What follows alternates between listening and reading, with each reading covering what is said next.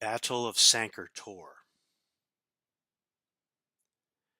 In 852 of the Second Era, allied Nord and Breton forces crossed the borders into Cyrodiil and occupied the major passes and settlements in the Jarl Mountains. Making their headquarters for the winter at Sancre, the Nord-Breton allies dared King Cuchulainn's new general, Talos, to assault them in their mountain fastnesses. When they learned that General Talos had mustered an army in the dead of winter and was marching to assault Sancre, they were elated. Sancre was impregnable, its citadel on high cliffs overlooking the lower city, nestled in a mountain basin with steep, unscalable cliffs in their rear. The Cyrodiilic army was small, poorly trained and outfitted, short on rations, and unprepared for winter campaigning. As their ragged units assembled in the lowlands beneath the citadel, the Nord-Breton allies confidently assumed that their enemy had delivered himself into their trap.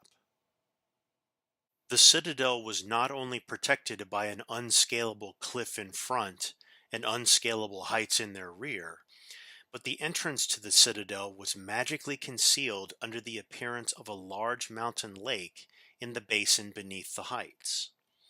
Accordingly, the Nord-Breton allies left on a small force to defend the citadel, descending through lower passages to attack and overwhelm the cold, hungry Cyrodiilic forces before them.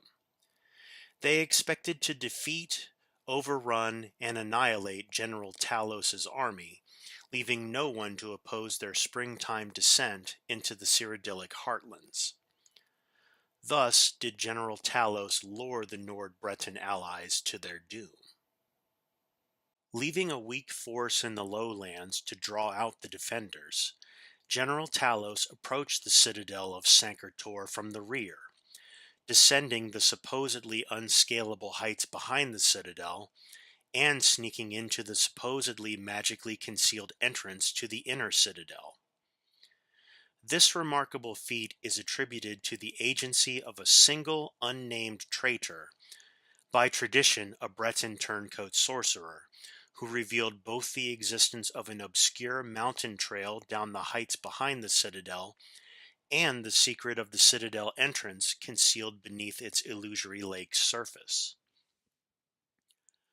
While the Cyrodiilic army in the lowlands fought a desperate defense against the Nord-Breton sortie, General Talos and his men entered the citadel, swept aside the sparse defense, captured the Nord-Breton nobles and generals, and compelled them to surrender the citadel and their armies.